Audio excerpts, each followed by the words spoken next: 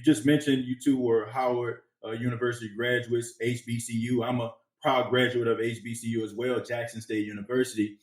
And that's another question I wanted to ask you. HBCU athletes. We had a draft a couple of weeks ago, and there were no HBCU athletes drafted in the 2021 draft. I want to get your thoughts on that. Head coach of Jackson State University, Deion Sanders. I mean, I know he was talking about like he doesn't want this type of thing to ever happen again, not on his watch, and really took it upon himself to really be the catalyst to try to change HBCU football and what people think about it. So what are your thoughts on HBCU players not being drafted, and what are some things we have to do to make sure that this does not happen again? Well, I think first and foremost, you have to look at the last few drafts, and there's been a downward trend in terms of the numbers of HBCU players being drafted. And I'm doing this off the top of my head, so my numbers might not be exactly right. But I believe over the last 3 drafts, you could count the number of HBCU players drafted on one hand.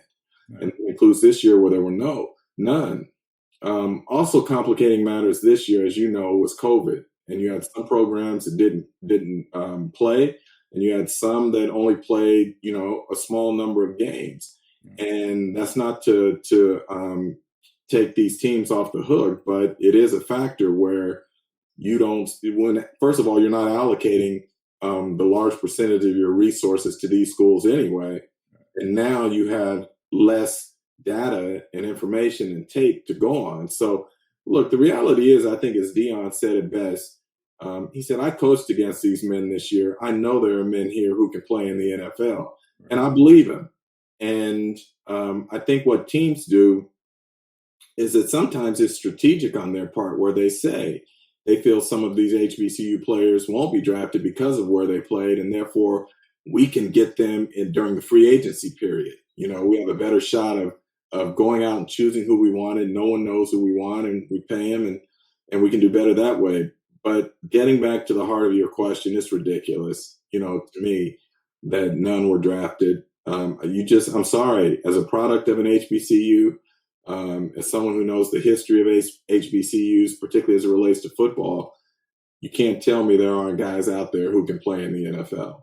Yeah, I definitely agree. I look at the NFL landscape, and I've seen players, especially like, during this podcast, focusing on the Saints. I've seen New Orleans Saints get guys that were, late in rounds that come from schools that you probably wouldn't hear every single day.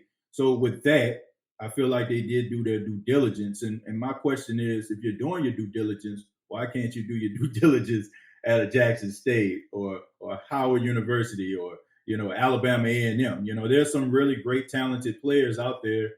And I just feel like it's a shame that, they don't get the opportunities. And I think if they were to get those opportunities, the world would actually see how great and how talented those guys really are.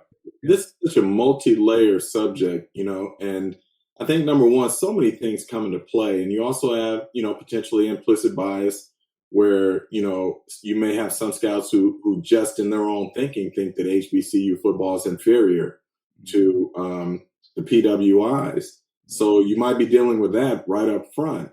The other thing is, scouts and teams have to make a judgment on not how good you were in college, but whether or not that skill set translates to the NFL in terms of what they do. And again, this goes back to bias potentially, where if number one, you think that the level of competition is inferior, and now you're being asked to stand on a table for a player who's coming from a conference that you believe is inferior, and I'm not saying that it is, but you believe that, then obviously you're not going to fight as hard for those players. And I think that some of that goes on as human nature. I don't think anyone will say it publicly, but I think that there is some truth to that. But again, you can't tell me that there are not players at these HBCU schools right now who can make an NFL roster and in some cases have an impact.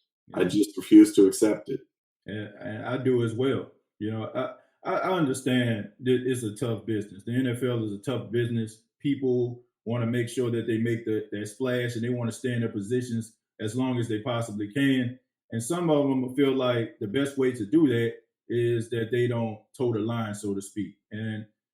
But I feel like, stepping outside of your comfort zone from time to time might benefit you. And like I said, I just think that those players are extremely talented. Look, you can't tell me Tariq Cohen is the only HBCU player that you can find in the draft a couple of years ago. You can't tell me that Darius Leonard, who's an All-Pro, is the only person that you can find. Or Teron Armstead, who's also an All-Pro. You can't tell me that these are the only guys that you can find. And what makes these guys any different to believe that these are the only guys that can translate to the pros? Jim, it's kind of hard for me to accept. No, it should be hard for you to accept, and you shouldn't accept it. Yeah. And we shouldn't accept it. Yeah. I do think having Deion at Jackson State, having Eddie George now at Tennessee State, and I think you're going to see some other players go back to the HBCU ranks to be head coaches, is only going to bring visibility and more scouts to those schools, those programs, those games. And I think that is going to help turn this around to somewhat. I mean, is there going to be all of a sudden a great flow of players from HBCUs to the NFL? No, we know that's not going to work that way. Yeah. But just the fact that Deion and others are bringing visibility to these schools and these programs. And again, as I say, I talked to one former NFL All-Pro who was approached about coaching an HBCU and said he couldn't do it this year, but maybe next year. I think you're going to see more of them. And as that happens, again, I think you'll see more players from HBCUs in the NFL, or at least getting opportunities. Because I think that's the thing here. People always forget when we talk about these sorts of things. No one is asking for a handout here. All these players are asking for is an opportunity to prove themselves, just like anyone else. And it's the same whether it relates to head coaches in the NFL or general managers in the NFL, whatever. No one is asking you to give them anything.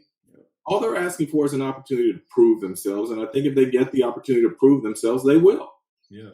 And I believe so. And hopefully, like I said, change does take place. And especially, I'm a little biased with this at Jackson State, with Deion Sanders, but also like his success at Jackson State can kind of, trickle off into other universities, and these guys actually get these opportunities because I just think that it's time. I just want everybody to get a fair shake, and to me they have not. But let me go ahead and move on. Let's talk but I'll say this too. But I'll say this too. One of the things that's important, as you were just talking about with Huddle and Flow, is that you're keeping a spotlight on it and you're talking about it. Because the easy thing to do is just be frustrated or angry and then just move on, ignore it.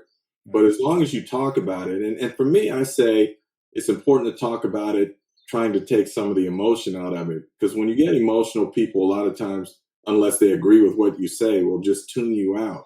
Yeah. So you can try and be reasoned in the discussion and bring up points that aren't necessarily just emotional.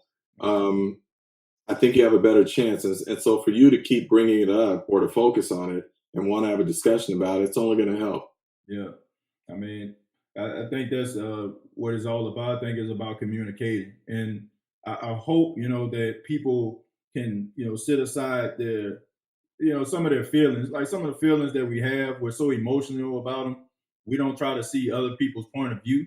Right. I feel like if we sit down and we just completely unmask ourselves and listen to one another, I think we can find a common ground. In this particular situation, like you said, Jim, it's not like they're asking for a handout. It's not like they're asking you to give them something. They want the opportunity to show you that they have just as much value as these guys at these power conferences.